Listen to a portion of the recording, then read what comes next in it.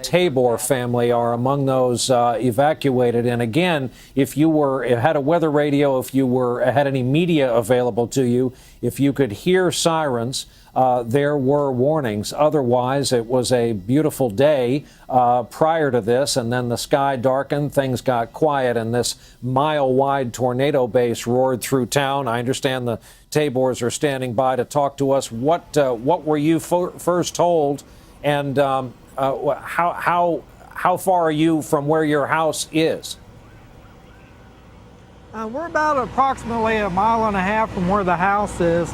I was at work in a Midwest city today, and I saw this all blow up, so I started heading towards more. I was telling Jennifer here and my daughter that they needed to get out of the house and take cover. It was headed their way. And did you live in Moore during the '99 storm? I didn't live in Moore. I was in the area. I got to see the May 3rd tornado go by. I was over off of 59th and Sooner Road at the time. And Jennifer, do you know anything about your neighborhood? Do you know anything about friends and loved ones yet? We have no idea. And what's even worse is when we stand here and we see the helicopters, above our addition. We don't have any idea. Our cell phone, our service isn't working. The people here in the parking lot that's waiting to go through, their cell phones isn't working. So we have not been able to contact loved ones. What are you going to do for tonight? Just whatever we have to do. If we have to go get a motel room, that's what we'll do. Here, as soon as I can, I'm going to try to walk into the neighborhood, see if I can get by and just see what kind of damage is done and see if there's anybody that needs any help in the neighborhood and what's going on. Well, I want to thank you both very much. This is just a crazy day in Moore, Oklahoma, and as we say, we fear some dark hours ahead. Todd and Jennifer Tabor, who had to abandon their house and evacuate prior to this massive twister coming through. Thank you very much for joining us, and we hope things are as good as they can be. You're welcome. We'll take a break in our coverage of this massive and historic tornado in the state of Oklahoma late today. We'll be back with more right after this.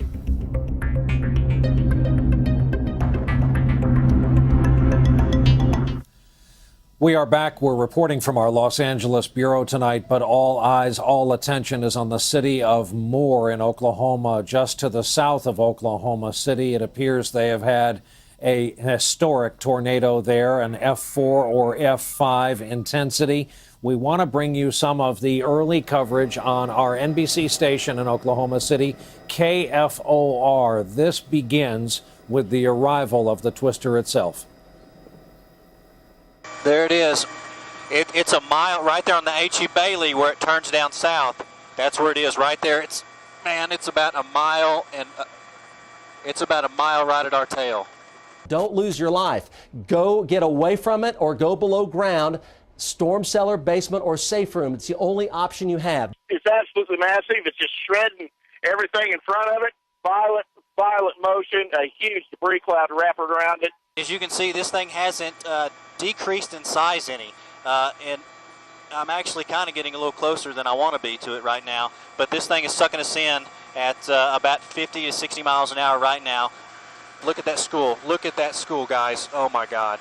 If you guys can see this, I don't know how to explain it, how to describe it. This is terrible. This is war zone terrible.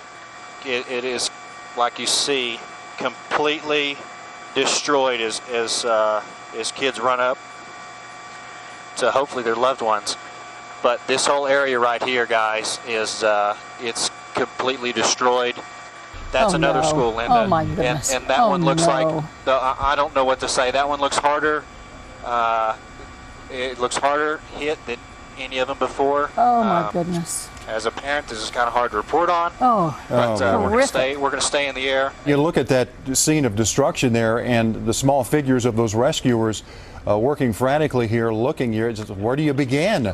I mean, that's the question. Where do you begin on something like this? Remember, we said at the top of the broadcast for our colleagues at KFOR television in Oklahoma City, they are covering their own community, and it is hard to look at those scenes even if you don't have any ties to that community.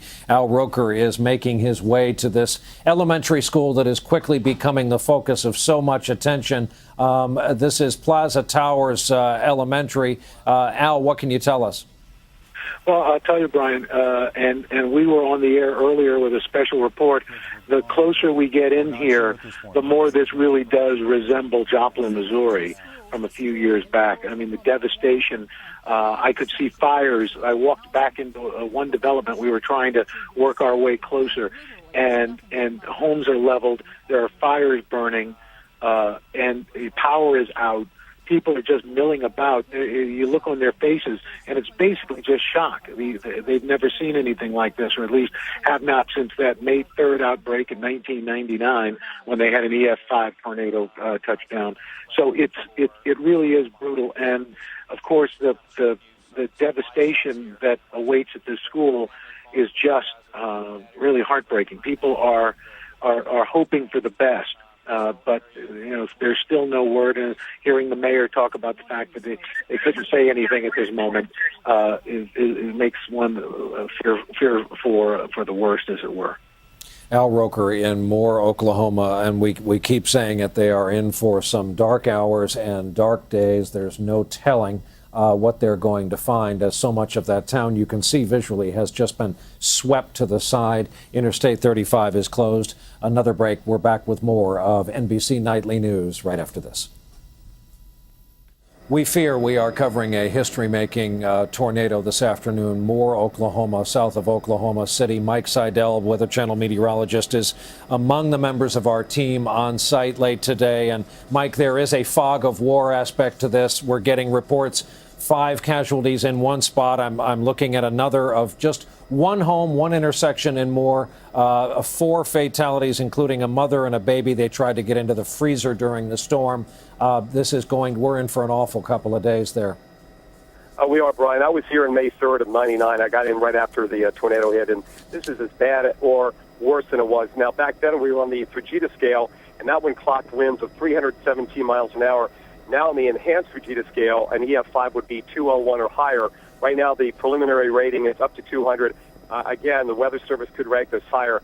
But people are walking around. They're coming out with pets, and they're coming out with knapsacks with clothes. These are people that have nothing left, and people are going in to kind of help their neighbors. So I have a feeling this may end up to be an EF5 here and more. But the same exact path almost, right over 35. Ryan?